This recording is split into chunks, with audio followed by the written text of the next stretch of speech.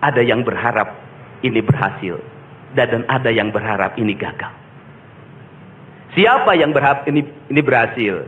Mereka adalah kaum nasionalis yang mencintai bangsa ini. Siapa yang berharap ini gagal? Para nyinyir dan para pembenci yang menjadikan politik sebagai tujuan hidupnya tanpa pernah bisa membedakan mana kepentingan politik dan mana kepentingan kebangsaan. Walaupun kebijakannya baik karena beda dengan politiknya, dia mengatakan buruk. Dan walaupun kebijakannya buruk karena sama dengan politiknya, dia katakan baik. Ini orang yang tidak punya spirit nasionalisme. Nanti ditanya lagi, itu duit dari mana? Ladang onten. Saya selalu ditanya, Pak Dedi duitnya dari mana ngonten? Habis itu dimasalahin lagi, gubernur konten. Lebih baik dari jadi gubernur konten, punya duit diberikan pada rakyat daripada gubernur molor. Bener nggak? Ya kan, daripada gubernur tidur, gubernur protokoler, gubernur ingin dihargai, gubernur menghabiskan anggaran jalan-jalan ke luar negeri, teu hayang teuing aing. Jadi Indonesia ini perlu mental yang kuat kalau ingin melakukan perbaikan. Kenapa? Harus kuat menghadapi kaum nyinyir. Dan biarkan yang nyinyir selalu sakit hati selamanya. Karena Jawa Barat akan terus mengalami peningkatan pembangunannya. Ini baru 3 bulan. Belum 100 hari sudah banyak orang yang kepanasan. Apalagi 5 tahun. Suasana penuh semangat membara mewarnai upacara peringatan Hari Kebangkitan Nasional tingkat Provinsi Jawa Barat pada 20 Mei 2025. Di hadapan jajaran Forum Komunikasi Pimpinan Daerah, Forkopimda, anggota DPRD, tokoh masyarakat, dan peserta upacara, Gubernur Jawa Barat Deddy Mulyadi menyampaikan pidato yang tak hanya membangkitkan memori perjuangan, tetapi juga menggugat kondisi kekinian bangsa, khususnya di kalangan generasi muda. Dalam orasinya yang berapi-api, Gubernur Deddy Mulyadi mengawali dengan refleksi mendalam tentang makna kebangkitan. Gubernur Deddy Mulyadi menyoroti perjuangan masa lalu dan kondisi saat ini, terutama perilaku negatif generasi muda seperti kenakalan remaja dan ketergantungan terhadap teknologi dan narkoba. Gubernur menyampaikan solusi dengan menerapkan pendidikan karakter berbasis disiplin ala militer dan meresmikan Sekolah Kebangsaan Khusus Jawa Barat di Dodiklat Lembang. Filosofi Sunda menjadi landasan dalam pikirannya dengan menekankan pentingnya tanggung jawab kolektif dan pentingnya menjaga martabat serta nilai-nilai esensial. Gubernur Deddy Mulyadi juga memberikan apresiasi kepada siswa sekolah kebangsaan dan menyinggung nyinyir yang hanya mengkritik tanpa memberikan solusi.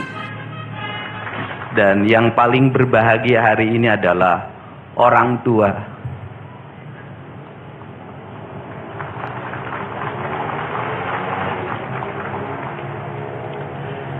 Dari 273 anak-anak Jawa Barat yang terjaring di seluruh provinsi Jawa Barat dengan berbagai latar belakang, dengan berbagai kondisi, dengan berbagai keadaan, hari ini sudah tumbuh menjadi anak-anak yang sehat, memiliki visi dan memiliki harapan. Bahkan menurut saya jauh lebih baik dibanding yang tidak mengikuti pendidikan di Dodik Lembang, Rindam 3, Siliwangi. Saya ucapkan terima kasih buat komandan, wakil komandan, dan para pelatihnya. Yang pertama, hari ini kita bersama-sama memperingati upacara kebangkitan nasional. Saat masyarakat Indonesia, masyarakat Nusantara disadarkan dari ketertutupan telinganya, dari ketertutupan matanya, dari ketertutupan hatinya, dari kebutaan matanya, dari ketulian telinganya, dari kebisuan lidahnya, dan dari ketutupan hatinya, di mana saat itu kita masuk pada sebuah fase kita ternina bobokkan oleh imperialisme kolonialisme yang menghamparkan lapangan pekerjaan, yang menghamparkan perkebunan, yang menghamparkan areal persawahan, yang menghamparkan areal-areal irigasi, yang menghamparkan areal bendungan, Tetapi mereka mengisi gedung sate ini, mereka mengisi gedung-gedung indah dan mewah di seluruh Nusantara. Tetapi gedung-gedung itu hanya memiliki hak mereka untuk melakukan pengelolaan keuangan, untuk melakukan pengelolaan kekuasaan, di mana seluruh hasil kekayaannya dinikmati oleh mereka dan dikirimkan ke negerinya. Dan kemudian rakyat Indonesia hanya menjadi kuli dengan gaji yang terbatas, dan beberapa orang Indonesia yang tunduk menjadi kaki tangannya menikmati sebagian kekuasaannya, bahkan menikmati uang-uang yang seharusnya dibayarkan kepada para pekerja Indonesia yang lapar, yang hitam kelam terbakar, yang disebutnya sebagai rodi. Mereka mengambil hak-hak mereka dan dinikmati oleh mereka yang hari itu berkongsi dengan kolonialisme. Maka kesadaran itu tumbuh. Lahirlah gerakan Budi Utomo. Lahirlah gerakan Sumpah Pemuda. Dan seluruh gerakan itu dimulai dengan sebuah kesadaran dan hilangnya rasa takut pada dirinya bahwa kita adalah pemilik hak dari negeri ini. Hari ini kita disadarkan pada sebuah peristiwa di mana kita sering buta mata kita. Kita sering tuli telinga kita, dan kita sering gagu lidah kita. Ketika anak-anak kita berteriak di jalanan, mengusung sangkur, membawa celurit, saling berkejaran, darah menetes di setiap sudut kota, motor-motor dibakar, orang menjerit penuh rasa ketakutan, kita hanya bisa diam. Ketika di sudut-sudut kota, anak-anak kita menenggak ciu. Ketika sudut-sudut kota, anak-anak kita makan eksimer. Ketika di sudut-sudut kota, anak-anak kita makan minuman oplosan. Mereka jatuh tersungkur, matanya merah penuh dengan rasa emosi, pulang ngamuk ke orang tuanya. Kita hanya bisa diam. Ketika anak-anak kita menghabiskan waktu main game online sampai jam 4 pagi, tidak masuk sekolah, di rumah ngamuk, mengancam orang tuanya dengan pisau, menusuk kakeknya dengan sangkur, kita hanya bisa diam. Proses kita hanya dua, pidana dan penjarakan dalam penjara anak. Tetapi kita tidak pernah menyadari bahwa seluruh lorong-lorong kegelisahan mereka, seluruh hiruk pikuk jalanan tak membuat mereka nyaman. Sudut-sudut rumah menjadi neraka bagi kehidupan mereka. Lapang-lapang bola tergusur menjadi industri perumahan, pemukiman, dan pertokoan. Mereka kehilangan tempat bermain. Mereka kehilangan air yang jernih di sungai sehingga bisa mereka berenang. Mereka kehilangan gunung-gunung yang indah tempat mereka bercengkrama dengan alam. Mereka kehilangan sawah yang terhampar. Yang mereka lihat adalah kebisingan dan kebisingan. Bising di jalanan karena knalpotnya brong. Bising di rumah karena orang tuanya bertengkar. Maka mereka lari dalam lorong-lorong gelap. Digenggamnya handphone, diambilnya obat-obat terlarang, ditengahnya minuman dalam sebuah kelompok yang sama. Kita orang-orang yang terpinggirkan di rumah, kita orang-orang yang terpinggirkan di sekolah. Guru-guru telunjuknya menunjuk pada wajahnya, tapi tak bisa memberikan solusi kegelisahan jiwanya. Semua orang hanya memberikan pengamatan, analisis, kajian. Itulah metodologi yang dikembangkan bangsa ini. Tetapi tidak ada yang berani mengambil solusi. Mengangkat mereka di sudut jalanan, dimasukkan ke barak, dididik secara militer, diarahkan menjadi anak-anak yang berguna. Kedisiplinan militer adalah harga mati bagi kemajuan bangsa, bukan musuh. Pandangan-pandangan buruk terhadap militer adalah pandangan-pandangan orang yang takut anak-anak Indonesia bangkit, yang takut anak-anak Indonesia mencapai kemajuan. Mereka takut bangsa ini menjadi bangsa kokoh dan tegap. Mereka ingin bangsa Indonesia menjadi bangsa pemabuk yang setiap hari mabuk akan ilmu pengetahuan, yang setiap hari bertengkar di TV, yang setiap hari bertengkar di medsos, sementara hamparan kekayaan alam diambil sama mereka. Janganlah kita menjadi antek dari bangsa lain, memporak-porandakan diri sendiri dan bangsanya dengan alasan pengetahuan, dengan alasan hak asasi manusia. Anak membawa motor di bawah umur adalah pelanggaran hak anak. Kapan kita bertindak? Dan selama ini kita membiarkan anak-anak nonton film tanpa didampingi oleh orang tua. Itu adalah pelanggaran anak, dan kita tidak pernah bertindak. Anak-anak di bawah umur merokok, minum minuman keras, itu adalah pelanggaran hak anak. Semuanya kita berdiam. Anak-anak main game online, nonton tayangan-tayangan dewasa lewat media sosial, kita berdiam. Negeri ini akan hancur manakala semua orang berdiam. Maka orang yang memegang kekuasaan harus menggunakan tangannya untuk merubah seluruh kemunkaran ini menjadi sebuah kebajikan. Kalau kita berkomitmen pada bangsa ini, problem anak-anak kita adalah mengkonsumsi tayangan yang bukan haknya di media sosial. Maka saya meminta peraturan pemerintah yang mengatur tentang itu segera dilaksanakan. Anak-anak di bawah umur tidak boleh mengakses media sosial yang bukan haknya. Seberapa besar pun gagasan yang saya gagas, seberapa kuat pun kekuatan yang saya bangun, saya tidak akan bisa melawan jutaan akun yang merasuki otak kiri dan otak kanan anak-anak kita. Untuk itu, pada saat ini sudah saatnya kita tidak saling menyalahkan. Untuk itu saat ini tidak ada salahnya kita mengambil tindakan berdasarkan perilaku kita masing-masing. Perilaku ekonomi menyebabkan anak-anak kita kehilangan ibunya karena pergi ke luar negeri.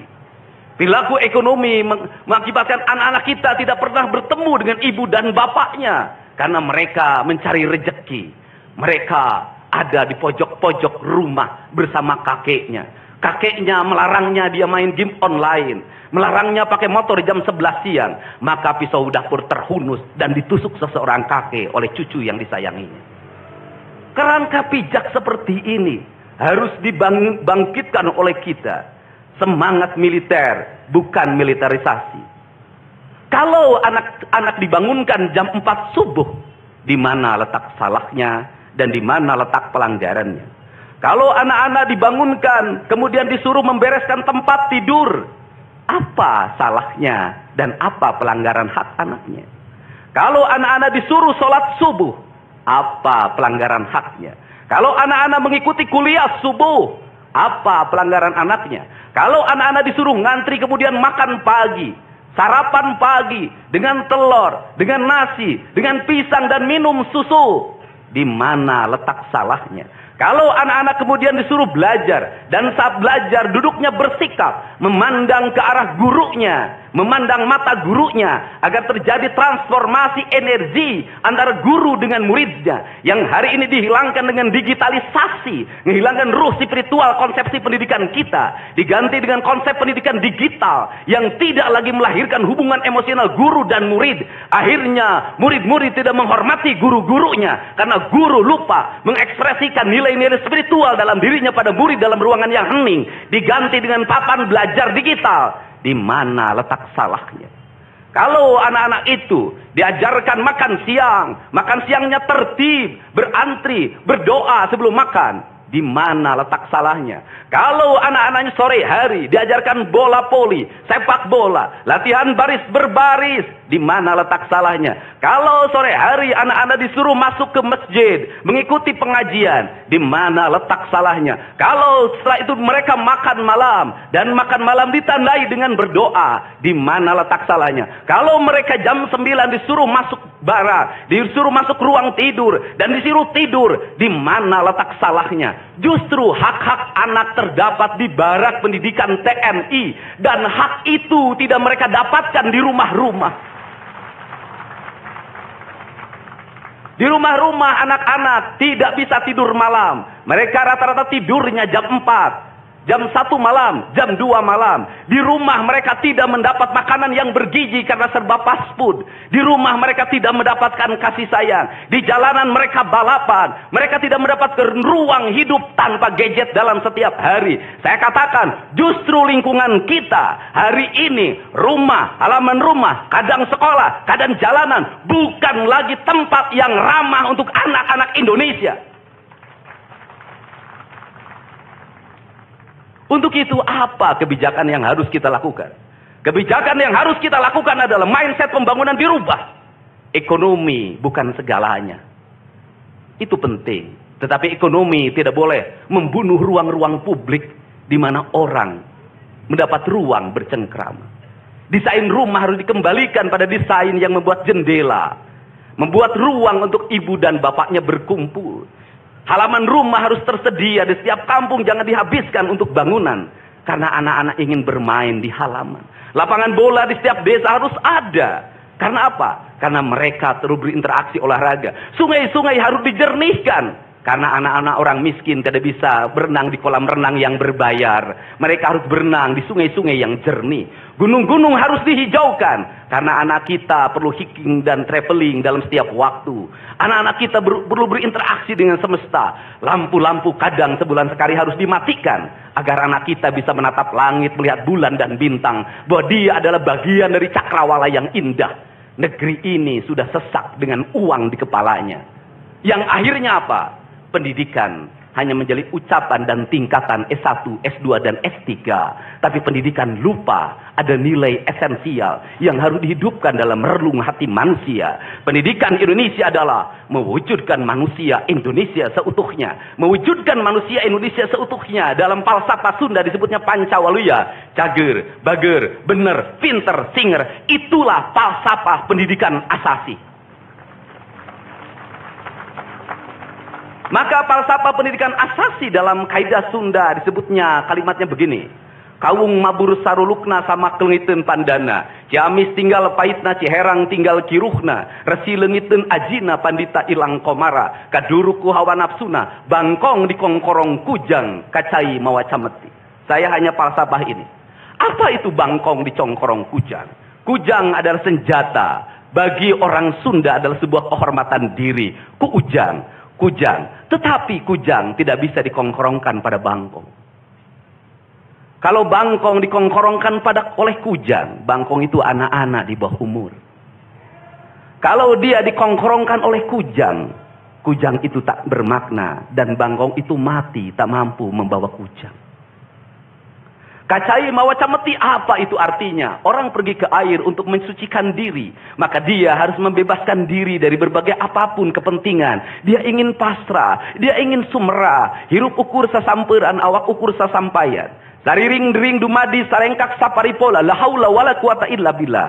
Maka dia tidak boleh membawa hawa nafsu. Ketika kita ingin memasuki abad ritual dan spiritualitas, maka tidak boleh ada kebencian, tidak boleh membawa senjata apapun, tidak boleh, maka kita berserah. Apa yang terjadi hari ini? Orang-orang yang setiap hari bicara tentang kesucian, lidahnya menyakiti orang lain, menusuk orang lain, membawa api peperangan pada saat orang menuju kesucian. Bahkan bisa jadi menghinakan orang lain, itu dianggap bagian dari kesucian. Tidak ada anak nakal. Tapi orang Sunda itu menyebutnya budak bangor. Budak bangor itu beda dengan nakal. Kenapa? Itu masa mereka menginjaki masa remaja menuju masa dewasa. Maka di hari kebangkitan nasional ini, pemerintah Provinsi Jawa Barat, sekolah yang hari ini berjalan, ada pendidikan karakter, ada bela negara. Saya akan meresmikan menjadi Sekolah Kebangsaan Jawa Barat Istimewa. Sekolah Kebangsaan Jawa Barat Istimewa nanti akan dipusatkan di Dodik, Lembang. Dan kalau ada lembaga pendidikan lainnya, kami juga akan menjadi kerjasama. Mereka yang bersekolah di situ bukan anak-anak yang tawuran. Bukan anak-anak yang minum. Bukan anak-anak korban dari ML. Tetapi juga nanti anak-anak yang memiliki kemampuan akademik yang tinggi. Anak-anak yang memiliki kemampuan pikiran yang tinggi. Dan seizin pimpinan DPRD Provinsi Jawa Barat, tahun ini kami akan memberikan beasiswa pada mahasiswa-mahasiswa yang kuliah di jurusan engineering. Tetapi mereka harus mengikuti sekolah kebangsaan selama 1 bulan. Agar uang yang diberikan oleh Provinsi Jawa Barat melahirkan nasionalisme-nasionalisme baru yang bisa membawa bangsa ini ke arah kemajuan. Dan saya mengucapkan terima kasih pada kalian semua yang membuat diri saya hari ini setiap hari berpikir. Ingat, doa yang terpancar ada 2. Saya tidak menyebut doa. Rintihan hati, bisikan hati ada 2. Ada yang berharap ini berhasil, dan ada yang berharap ini gagal. Siapa yang berharap ini berhasil? Mereka adalah kaum-kaum nasionalis yang mencintai bangsa ini. Siapa yang berharap ini gagal? Para nyinyir dan para pembenci yang menjadikan politik sebagai tujuan hidupnya. tanpa pernah bisa membedakan mana kepentingan politik dan mana kepentingan kebangsaan. Walaupun kebijakannya baik karena beda dengan politiknya, dia mengatakan buruk. Dan walaupun kebijakannya buruk karena sama dengan politiknya, dia katakan baik. Ini orang yang tidak punya spirit nasionalisme. Dia hidup mempertuhan politik dalam setiap waktu. Saya katakan, dia hidup mempertuhan politik dalam setiap waktu. Meskipun lidahnya berkata bertuhan pada Allah, tetapi hatinya dalam setiap hari hasud dan menjadikan politik sebagai tujuan hidup. Dan barangkali bisa dilihat dari seluruh rakyat Jawa Barat, karena ini tertransformasi lewat media televisi dan media digital. Yang menjadi petugas upacara hari ini bukan pasukan paskibraka yang biasa kita pakai, tapi mereka adalah peserta didik sekolah kebangsaan Dodik Lembang Rindam 3 Siliwangi. Waktunya tidak lama, hanya 18 hari, tapi bisa dibentuk.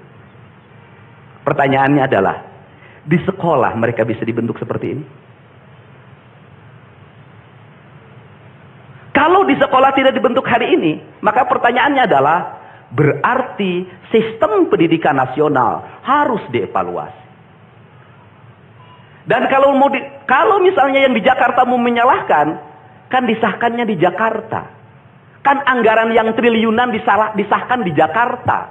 Kenapa anggaran yang triliunan ini tidak terevaluasi dalam setiap tahun? Saya katakan, sistem pendidikan yang di dalamnya angka-angka yang hanya orientasinya materi dan kepuasan dalam outcome dalam sistem pengelolaan keuangan tidak akan melahirkan apapun kecuali tumpukan kertas, software dan hardware. Tetapi pendidikan yang lahir dari jiwa dan lahir dari cinta tanpa biaya yang besar, dia akan melahirkan anak-anak penuh dengan semangat kebangsaan dan punya spirit Pancawaluya. Itulah pentingnya hati. Itulah pentingnya rasa. Untuk itu, hari ini ada antrian, ribuan orang yang ngantri ingin memasuki pendidikan di pendidikan sekolah kebangsaan. Dan kalian semua hari ini bisa bertemu dengan orang tuanya. Bisa mendapat sertifikat dari kami dan bisa pulang dulu. Nanti dalam 2 minggu sekali kami siapkan mobil di setiap kabupatennya untuk pergi ke Dodik lagi, mengikuti pematangan, bukan di Dodik nanti, di Badan Diklat ESDM Pemda Provinsi Jawa Barat, kalau nanti di Dodik diisi oleh siswa yang baru. Dan kami akan memantau perkembangan kalian dalam waktu 1 tahun, bukan 6 bulan.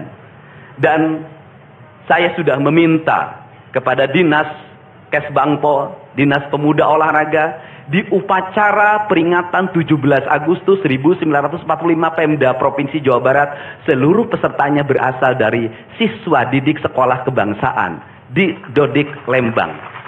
Kalian semua jadi petugas upacara Agustusanan.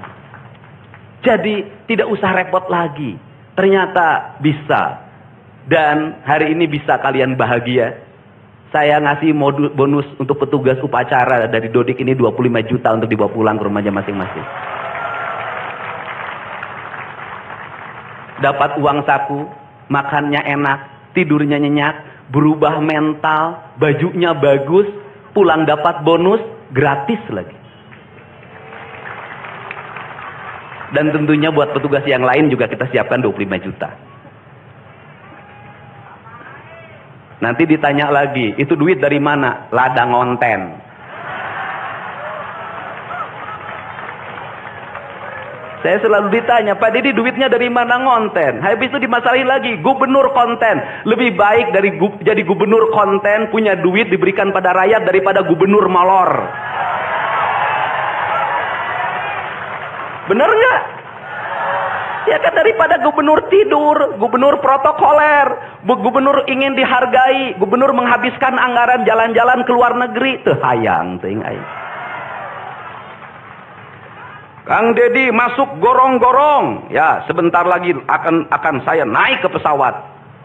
Jadi Indonesia ini perlu mental yang kuat kalau ingin melakukan perbaikan. Kenapa? Harus kuat menghadapi kaum nyinyir.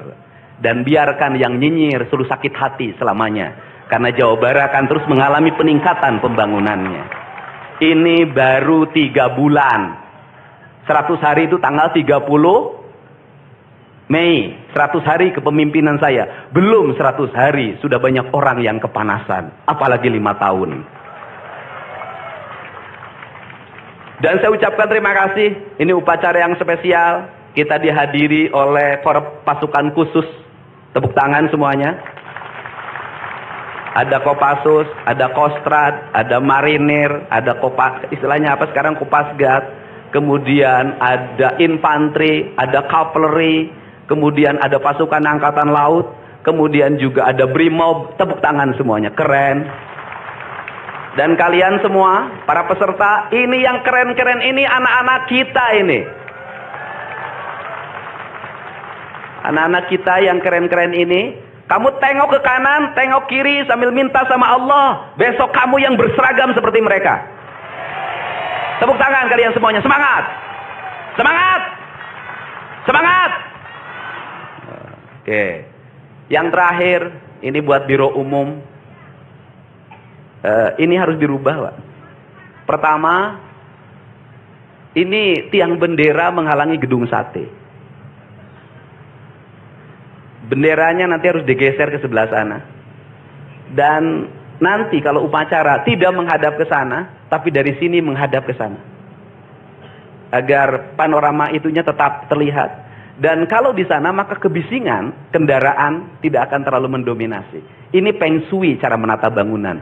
Jadi saya dari tadi mandang gedung sate nggak bisa karena terpotong oleh tiang bendera. Dan nanti bagian protokoler itu masang podium nggak lurus ke tiangnya, agak mencong-mencong dikit. Maklum Pemda masih belum pakai rasa, masih pakai DPA.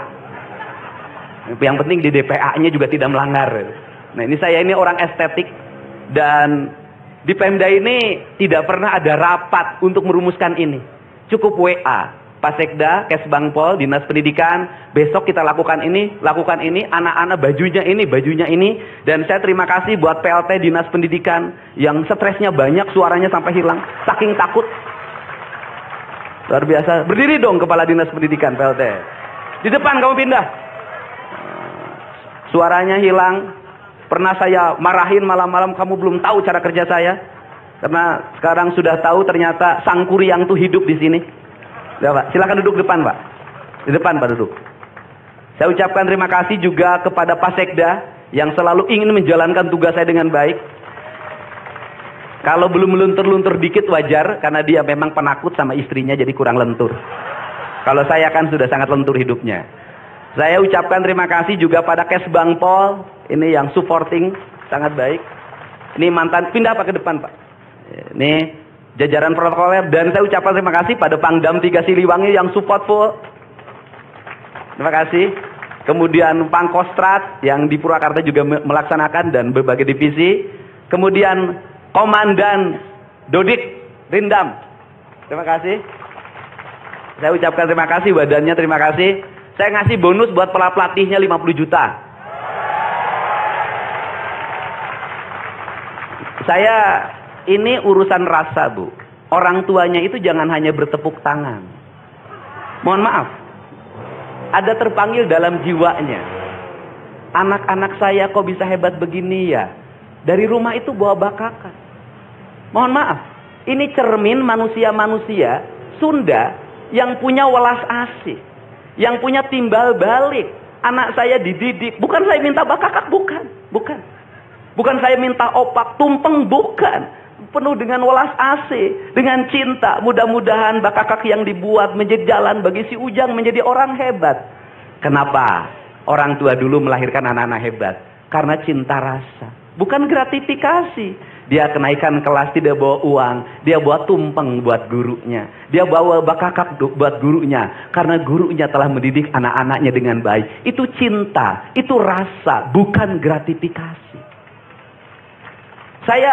Kami berbuat baik pada orang tuanya, tapi orang tuanya juga harus punya rasa dan punya cinta demi anak-anaknya.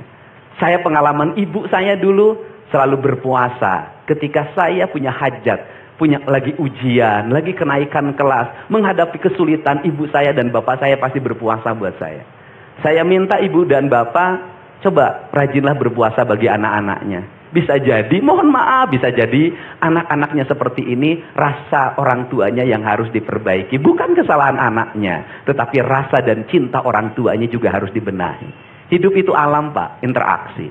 Buktinya sama tentara nurut, sama ibu nggak nurut, sama bapak nggak nurut. Nah ini, makanya untuk itu, dari sekarang, mari bangun cinta negeri ini, karena negeri ini adalah negeri Siliwangi, negeri Silih Asa, negeri Silih Asi, negeri Silih Asu, negeri Silih Pikanyaa. Bagi mereka yang tidak ngerti Siliwangi, tidak tahu makna Siliwangi, tidak pernah berkontemplasi dengan Siliwangi, jangan coba-coba Anda berbuat tidak baik terhadap tanah Siliwangi.